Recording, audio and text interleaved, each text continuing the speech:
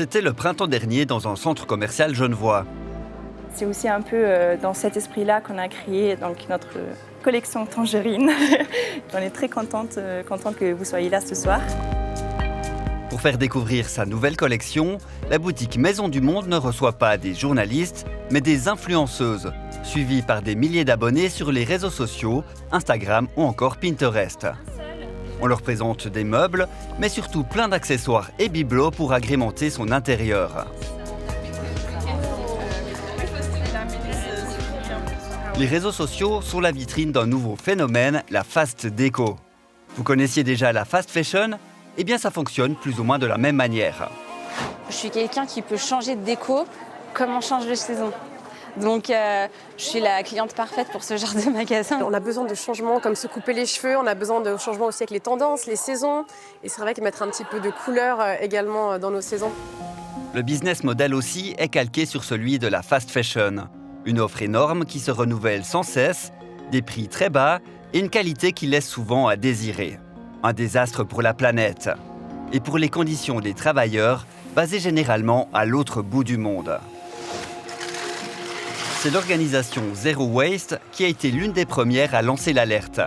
L'année dernière, elle a publié une étude très bien documentée en France. En 5 ans, le nombre d'éléments d'ameublement mis sur le marché a bondi de 88%. On a rencontré la directrice de Zero Waste côté suisse.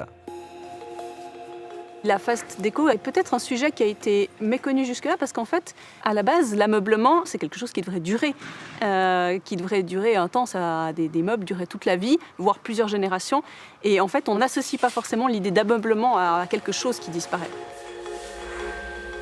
Les meubles, mais aussi tous ces petits objets qui agrémentent nos intérieurs et qu'on a envie de changer toujours plus souvent. Le marketing des chaînes, c'est de proposer toujours plus de modèles avec des tendances saisonnières, des couleurs, des teintes, des matériaux qui vont aller ensemble, donc qui donnent cette impression que pour garder une cohérence, une harmonie dans son lieu de vie, on va devoir changer peut-être l'ensemble de sa décoration si on change un élément. Et en même temps, c'est des objets qui sont produits à la chaîne dans d'énormes quantités qu'on va trouver dans le monde entier, mais on a l'impression d'avoir quelque chose de personnalisé. Le marché de l'ameublement en Suisse vaut plus de 5 milliards. De quoi aiguiser les appétits de toujours plus de magasins, notamment les grands noms de la fast fashion, qui se sont mis également à vendre de la déco comme Zara et H&M. Une nouvelle concurrence pour les entreprises traditionnelles de ce secteur. On s'est rendu chez l'une des plus célèbres, Ikea. Bien avant l'ère des influenceurs, le géant suédois savait comment s'y prendre pour nous immerger dans son univers. On commence toujours par imaginer une situation de vie, une histoire. Dans cette pièce vivent 2 personnes, un couple. Ils aiment le design, ils aiment les belles choses, ils conservent certains de ces objets depuis longtemps. Et puis on se demande de quoi les personnes qui vivent ici ont-elles vraiment besoin.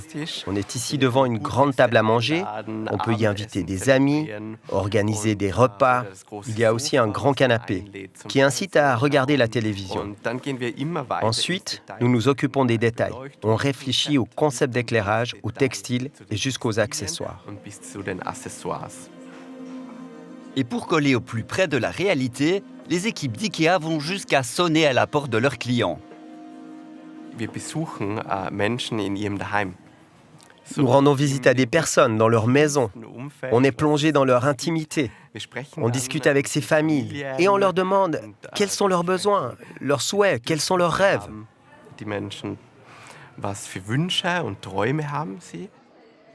Malgré tous les efforts déployés, IKEA Suisse a quand même vu son chiffre d'affaires baisser de 3,4% l'année dernière. Si les ventes de meubles ont moins rapporté, un autre rayon en revanche cartonne.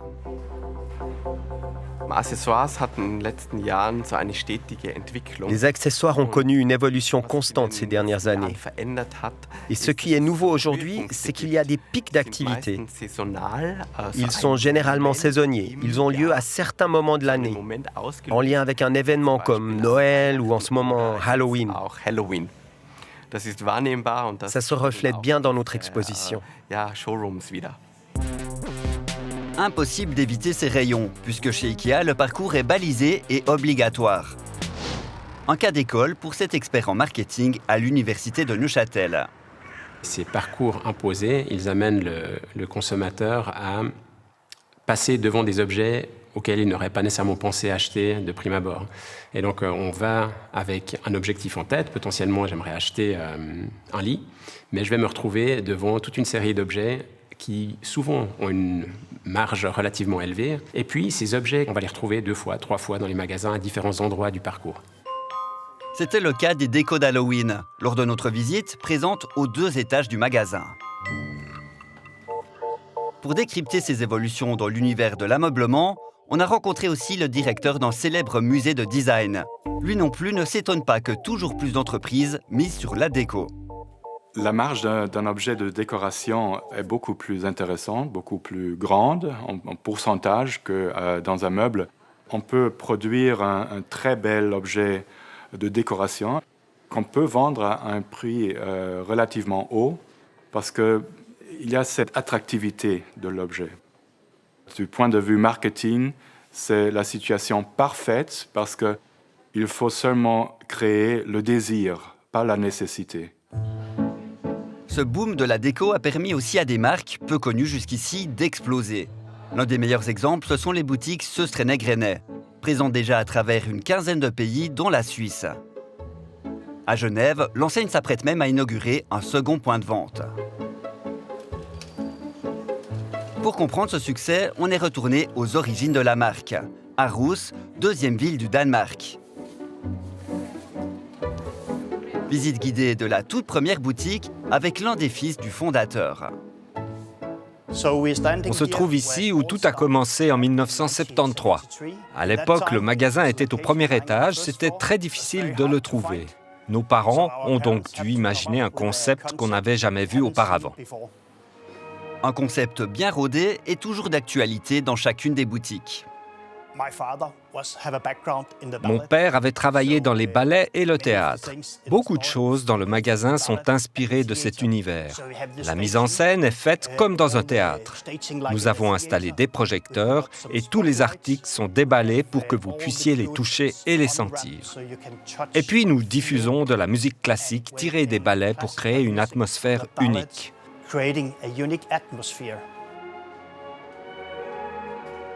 La musique classique, ça a plusieurs effets. Ça a un côté relaxant, déstressant.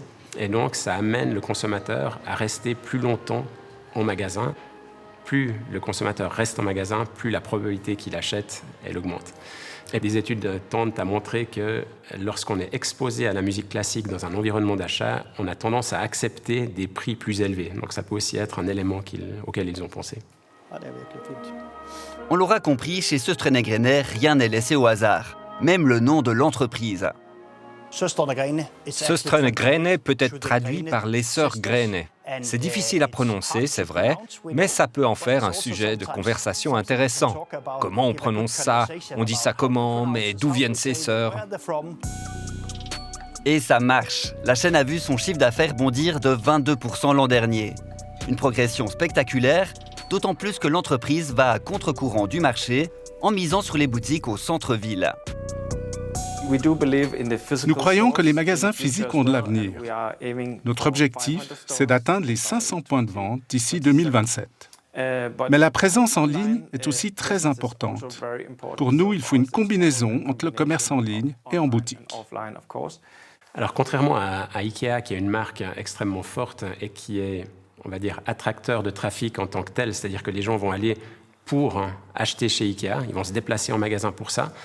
Söstrene Grene, c'est peut-être pas une marque aussi forte, et donc on les retrouve implantés au centre-ville, parce que là, il y a déjà du trafic, il y a déjà du passage.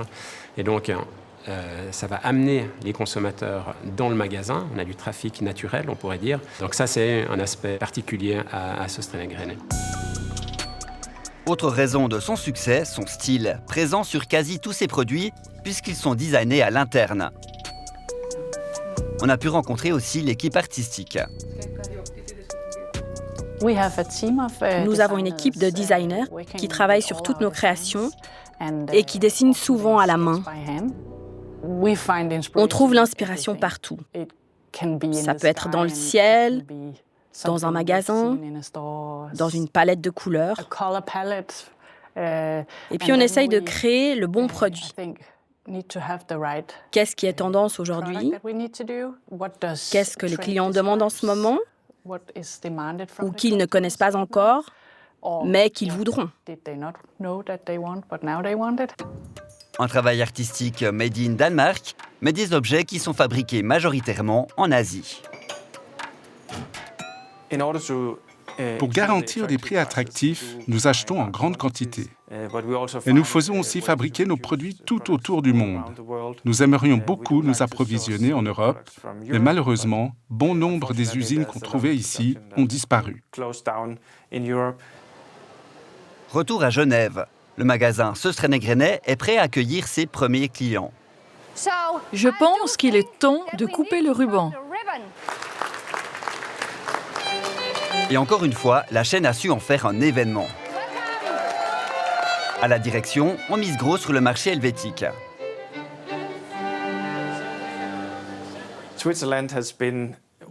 La Suisse a été l'un de nos meilleurs marchés dès le début. Et cela reste l'un de nos marchés les plus importants. Nous souhaitons donc ouvrir davantage de magasins en Suisse. 6 ouvertures sont prévues, dont 5 encore avant Noël. L'expansion en Suisse sera forte. Il faut dire que le potentiel est énorme. Une personne sur 2 qui achète de la déco renouvelle au moins une fois par an une partie de son intérieur.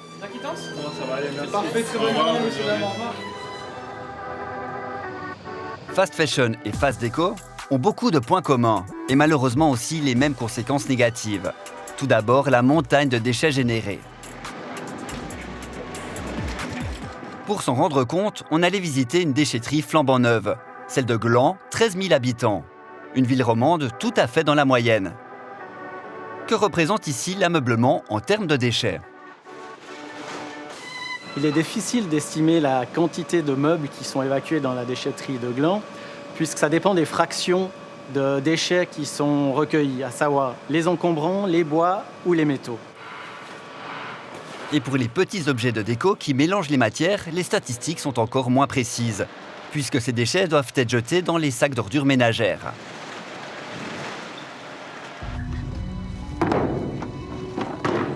Ce qu'on sait par contre, c'est que la majorité de ces objets de déco sont en bois. Et si cette ressource est exploitée à l'extrême, ça peut causer des dommages irréversibles aux forêts. On a une asymétrie de temporalité entre une croissance effrénée de produits à base de bois et derrière des forêts qui prennent du temps à se régénérer. Et pour essayer de résoudre ce problème-là, l'industrie se tourne vers des essences à croissance rapide et qui se retrouvent souvent dans des monocultures. Et ces monocultures ont peu de biodiversité parce que c'est des grandes rangées d'arbres avec aucune autre essence que celle qui est cultivée. Et derrière aussi des enjeux humains parce que les gens deviennent des travailleurs qui peuvent être mal rémunérés, peu formés et assez vulnérables. Pour se repérer, les consommateurs n'ont souvent accès qu'à une seule information, les labels. Le plus connu pour le bois, FSC, cofondé par le WWF. Une garantie, mais jamais sûre à 100%. Le label FSC est aujourd'hui le label le plus exigeant sur la gestion des forêts. Après, derrière, il y a certaines lacunes qu'on va retrouver dans des labels, mais qui sont plus inhérentes à la phase déco. Le premier, c'est le prix. En fait, c'est quand on tire les prix vers le bas, c'est très dur pour une certification de rémunérer à juste titre les producteurs qui font des gros efforts sur la gestion de leur forêt. Et puis, un point qui est vraiment aussi important, c'est la question de la traçabilité. Là, on est sur des objets qui ont beaucoup de bois différents mélangés, comme dans les panneaux de particules. Et derrière, ça veut dire que si la traçabilité est compliquée, ça ouvre pas mal de brèches pour les fraudes, les tricheries des différents opérateurs.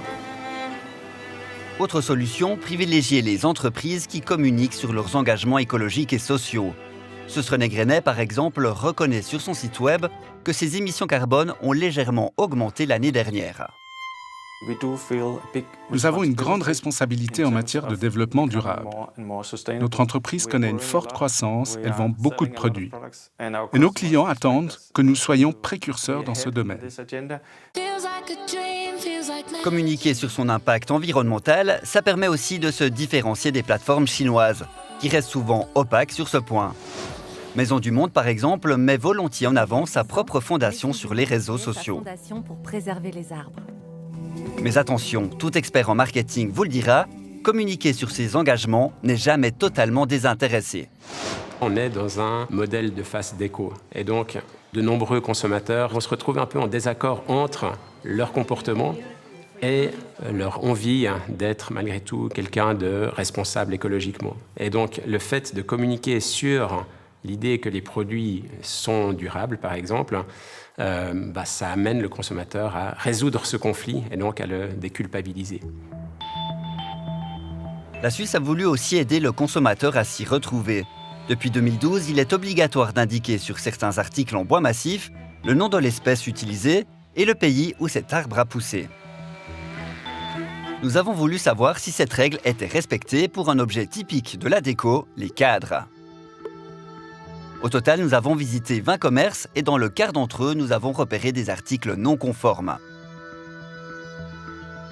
Sur chacun de ces cadres, il n'était indiqué ni le pays de provenance du bois, ni le nom de l'espèce. 3 de ces articles ont été achetés dans des magasins physiques, chez Mikasa, Jiffy et Cachet. 2 autres dans des boutiques en ligne sur le site chinois Temu et la plateforme suisse Galaxus. Nous avons contacté toutes ces entreprises, elles ont reconnu ces lacunes et s'engagent à les rectifier. Mais est-ce que des étiquettes complètes nous auraient vraiment permis de déterminer l'impact écologique de ces objets ? C'est pas forcément évident pour un consommateur de savoir si jamais mon produit vient de Chine ou du Pérou ou du Vietnam, que ça comporte plus de risques qu'ailleurs. Après, l'enjeu là de la phase déco, le vrai enjeu, c'est celui de consommer moins, d'acheter mieux et de privilégier des bois certifiés durables. Une déco d'intérieur à son goût, mais sans faire exploser son bilan carbone. C'est possible. Nous vous livrons les 4 principaux conseils d'experts. D'abord, prenez le temps. C'est beaucoup plus intéressant de laisser un peu de temps au hasard pour trouver des objets à la brocante ou de recevoir des cadeaux des amis. Ça crée une identification beaucoup plus forte que si on achète tout à la fois. Et attention au piège. La phase déco aime inventer une histoire à ces objets tout neufs produits à la chaîne. Il y a des entreprises dans les pays du monde arabe, dans l'Asie, qui ont vraiment perfectionné cet art de rendre des objets artificiellement vieux.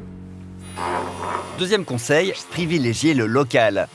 En Suisse, on trouve encore des ébénistes, comme cet artisan genevois qui imagine ses propres meubles et accessoires. J'essaye vraiment d'utiliser du bois local, essentiellement de Genève, ensuite la Suisse, et ensuite, si je ne trouve pas ce dont j'ai besoin ici, je vais en Europe. Donc je trouve du bois qui peut venir d'Allemagne, de France. Qui dit travail local, dit bien sûr prix plus élevé. Ce fauteuil, par exemple, se vendra dans les 1500 francs. Une somme bien loin des standards de la phase déco, mais qui se justifie selon l'artisan. Pour moi, chaque meuble a vraiment une vraie histoire. L'origine du bois, la conception, le dessin a toujours une super histoire et c'est vraiment important pour les clients. Objet fait main ou non, dans tous les cas, et ce sera le 3e conseil, optez pour la qualité. On vous a amené quelques exemples de meubles typiques de la phase déco. Qu'est-ce que vous pensez de la qualité de ces meubles ? Alors c'est vrai qu'on voit qu'on a du mobilier qui vient certainement d'Asie. Celui-ci, je pense qu'il est plutôt bien fabriqué, il a l'air assez solide. On voit qu'il n'a pas du tout de finition et que c'est vraiment une fabrication rapide. Là, on a un meuble qui est assez chouette, qui a l'air d'avoir une bonne fabrication assez solide. C'est tout du bois massif, c'est plein de petites lamelles de bois massif, mais il a quand même une petite finition un petit peu cirée qui est plutôt sympa. Là, on a quelque chose de très léger. On voit qu'ils ont fait du chalumeau pour donner un aspect vrai bois. Et puis là, c'est vraiment un arbre avec une croissance très très rapide, avec les cernes qui sont vraiment espacées. Je pense qu'il ne va pas tenir très longtemps, celui-là. Et puis là-dessus, on a vraiment le summum de la mauvaise qualité, je trouve. On voit encore des clous qui dépassent, on voit de la colle, les panneaux dessous de structures qui sont vraiment très très légers. J'ai les prix ici de ces différents meubles. Est-ce que vous arrivez à retrouver lequel vaut combien selon leur qualité ? Je vais essayer de trouver ça alors. Je pense que le moins cher, ça devrait être celui-ci, à 19,95 €. Le plus cher, celui-là, à 35,90 € celui-ci et 24,95 € celui-là. On s'en fout. C'est vrai? Ah bah c'est bien. Et enfin, la solution la moins coûteuse, acheter de la seconde main. Contrairement aux apparences, on ne vend pas de la face déco dans cette boutique, mais uniquement de l'occasion. On a aménagé tout cet espace boutique pour un petit peu sortir du cliché de la brocante un petit peu encombrée avec plein de choses tout partout.